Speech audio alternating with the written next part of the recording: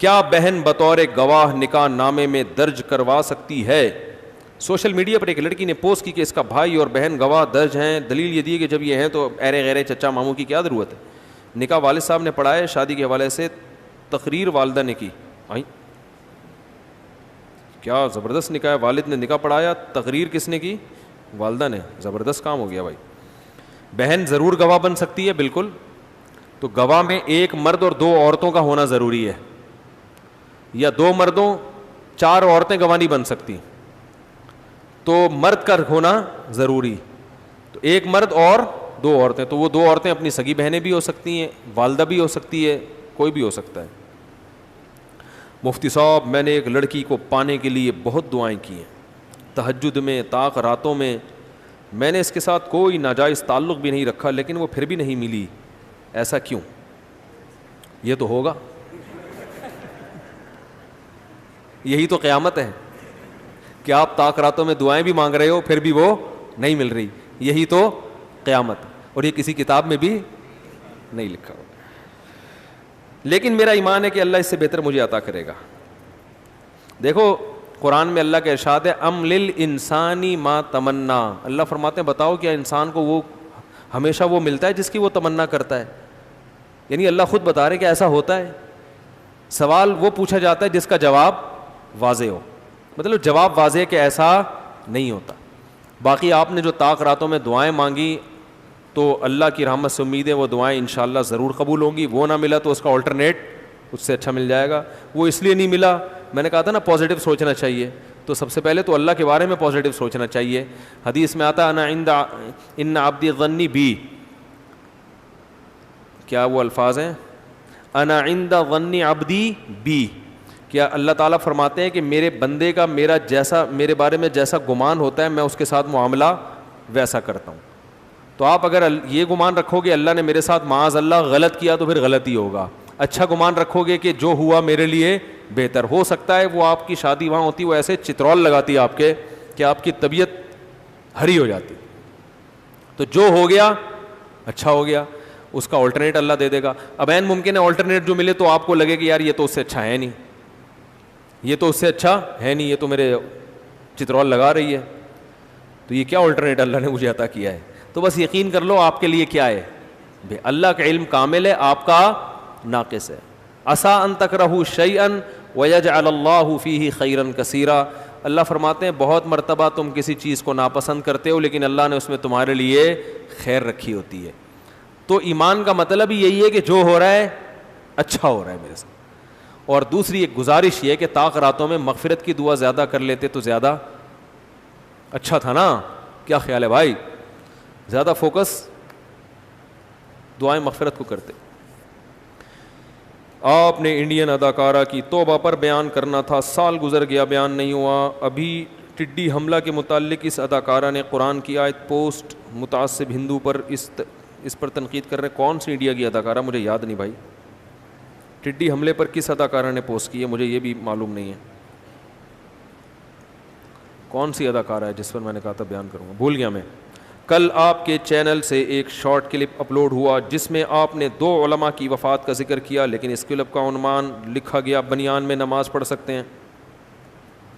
او بھائی یہ کلپ بنانے والوں سے پوچھو, یہ کہہ رہے ہیں بیان یہ تھا 2 بڑے بزرگ کا انتقال ہوا نا, ڈاکٹر خالد محمود صاحب اور مولانا سعید پالن پوری, ان پر میں نے بیان کیا تھا. تو جو کلپ جو ہے اس میں لکھا ہے بنیان میں نماز پڑھنا. سمجھ رہے ہیں؟ تو یہ نوٹ کر لیں, یہ ان کو بولیں کیا کر رہے ہو اللہ کے بندو.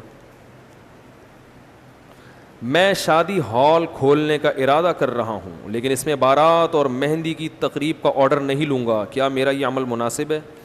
تو پھر آپ وہاں پر قل شریف پڑھوائیں, دانے رکھوا لیں, آیت کریمہ کا ورد کروا لیں, کاروبار آپ کا چلنے والا نہیں.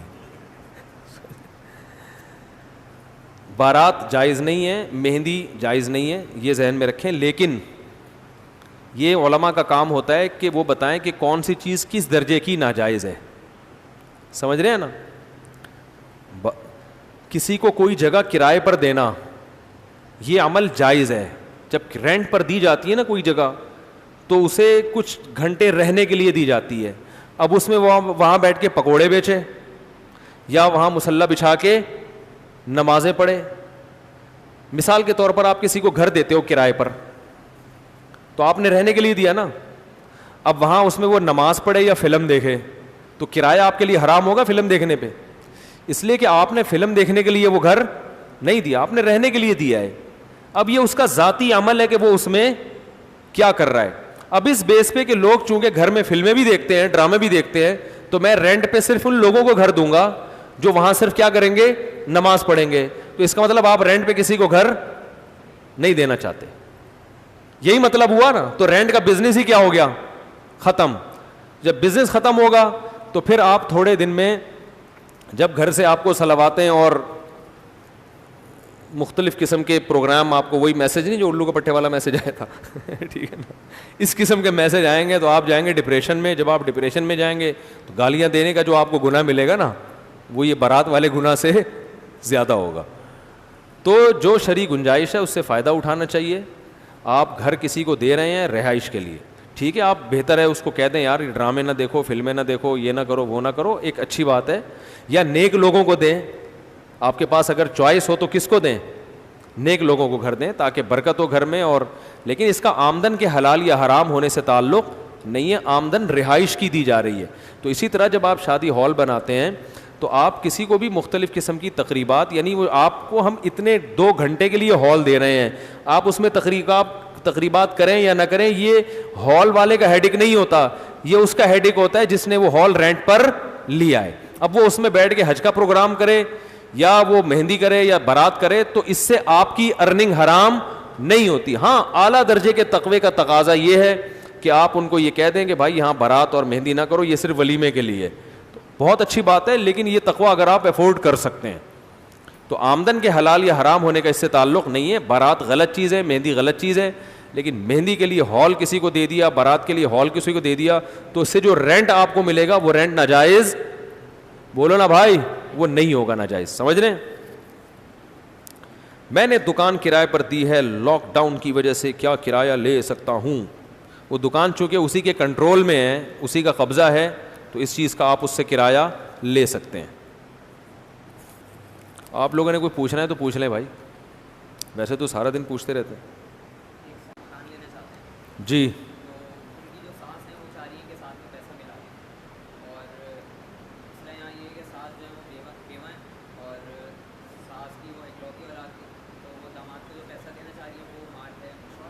مشکوک مال ہے, وراثت کا, وراثت نہیں دی تو شوہر سے ملنا ہوا مال مشکوک تھوڑی ہوتا ہے.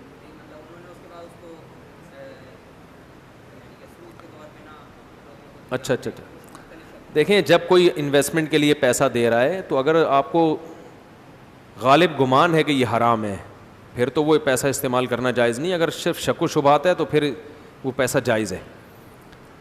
حلال ہونے کا یقین ہونا ضروری نہیں ہے, ایسے تو کسی کا بھی یقین نہیں ہوتا کہ حلال ہے. وہ ایسی لیبارٹری بھی نہیں ہے جہاں نوٹ داخل کرو تو وہ رپورٹ آ جائے کہ یہ حلال ہے کہ حرام ہے. اور تو کوئی بات نہیں پوچھنی کسی نے؟ جی کیا بول رہے ہیں؟ بیوہ عورت سود نہیں کھا سکتی. بیوہ عورت, آج کل بیوہ عورتیں یہ بات کام بہت کر رہی ہیں کہ وہ پیسہ رکھ کے سود لیتی ہیں, یہ جائز نہیں ہے. مہندی میں گانا بجانا ہوگا, یہ بھی حرام ہے, ناجائز ہے. لیکن آپ نے جو ہال دیا ہے نا وہ گانے بجانے کے لیے نہیں دیا. گانا بجانا ان کا ذاتی عمل ہے, غلط ہے, اس کو روکنا بھی چاہیے جتنی استطاعت ہو, لیکن ارننگ آپ کی حرام نہیں ہوگی. بالکل ایسے ہی جیسے آپ نے گھر کرائے پر دیا, اب اس میں کوئی گانا بجانا کر رہا ہے, ڈانس کر رہا ہے, تو وہ اس کا ذاتی عمل ہے نا.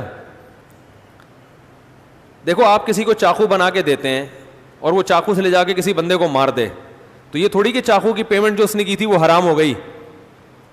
سمجھ رہے ہیں؟ وہ تو جائز ہے نا. ایک چیز فقہا نے یہ تفصیل بیان کی ہے کہ ایک چیز معصیت کا آلہ ہے, وہ معصیت کے علاوہ کسی اور چیز میں استعمال ہو نہیں سکتی, اس کا کاروبار حرام ہے. جیسے موسیقی کے آلات ہیں, اب اس کا تو جائز استعمال ہی نہیں ہے نا, بینڈ باجے وغیرہ. یا ہیروئن ہے, وہ ہیروئن تو ہیروئن ہے, وہ تو حرام ہے, تو وہ پڑیا بنا بنا کے آپ بیچو گے تو وہ ناجائز ہے, حرام ہے. اور شراب حرام ہے, لیکن انگور بیچنا حرام تھوڑی ہے.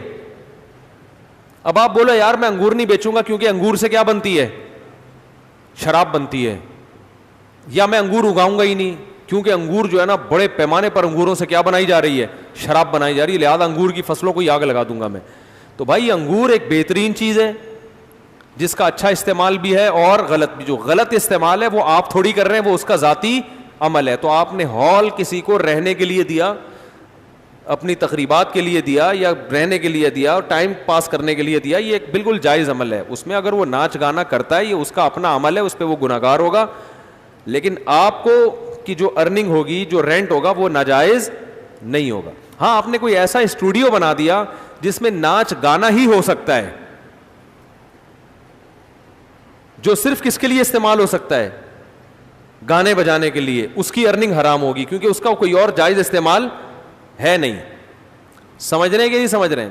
جیسے شراب ہی بنا دی کسی نے تو وہ تو ناجائز ہو جائے گی نا, وہ تو شراب بنا کے بیچ رہا ہے. انگور بیچنا جائز ہے, شراب بیچنا جائز نہیں ہے.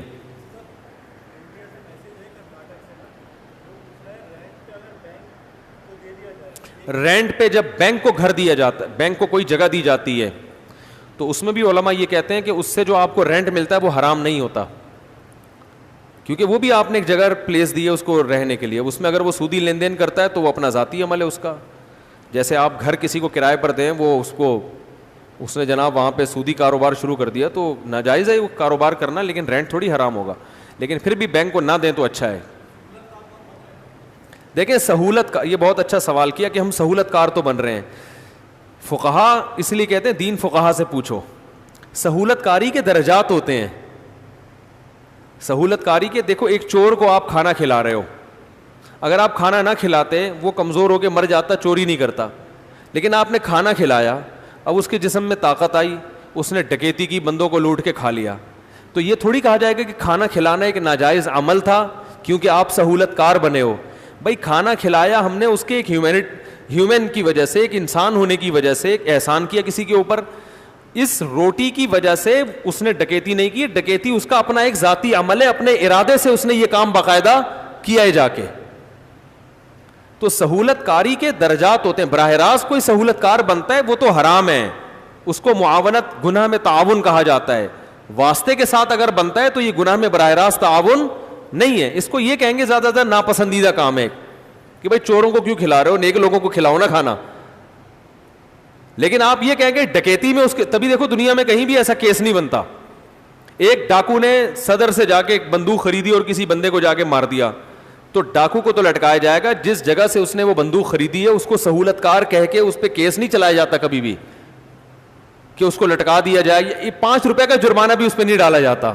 وہ کہے گا بھائی مجھ سے تو جو بھی بندوق خریدے گا میں یہاں یہی بیچنے کے لیے بیٹھا ہوا ہوں, کیونکہ میرے بندوق بیچنے سے نہیں ہوا ہے, یہ اس کے اپنا باقاعدہ ارادہ ہے, جا کے اس نے گولی چلائی ہے اپنے ارادے کے ساتھ. یہ بھی ہو سکتا تھا کہ یہ نہ چلاتا. ہاں یہ الگ بات ہے کہ آپ نے اگر اس کے ساتھ نیت یہ تھی کہ یہ کرے گناہ تو آپ کو گناہ ملے گا کہ آپ نے گناہ کا ارادہ کیوں کیا.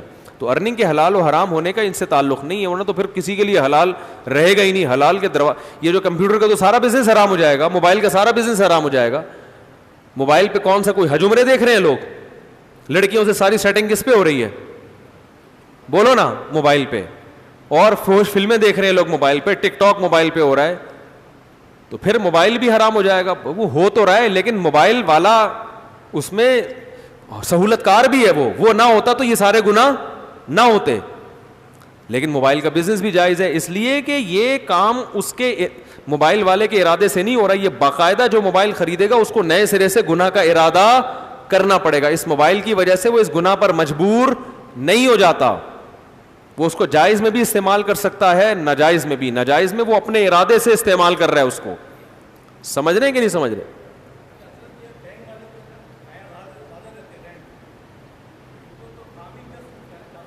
ہاں یہ آپ کہہ سکتے ہیں ان کی ارننگ سود کی ہے تو اپنی سودی ارننگ سے یہ رینٹ دیتے ہیں. یہ آپ کا معقول سوال ہے. اس کا جواب یہ ہے کہ ان کی ارننگ سود سے ہوتی ہے, مگر وہ ارننگ کہیں الگ سے رکھتے نہیں ہیں. یہ الگ الگ ڈبہ ہوتا ہے نا, سود کی جتنی ارننگ آ رہی ہے یہاں رکھو, پھر اس ڈبے سے نکال کے رینٹ دیتے, یہ آپ کے لیے حرام ہوتا. یہ کیا کرتے ہیں, ایک مکس ہے, یہ ایک ہی جگہ ساری ارننگ آتی ہے. وہ پیسے جو لوگوں کی حلال بچتیں ہیں, جو لوگوں نے اکاؤنٹ کھولے ہیں, وہ پیسے اور ان کی سود کی ارننگ مکس ہو جاتی ہے.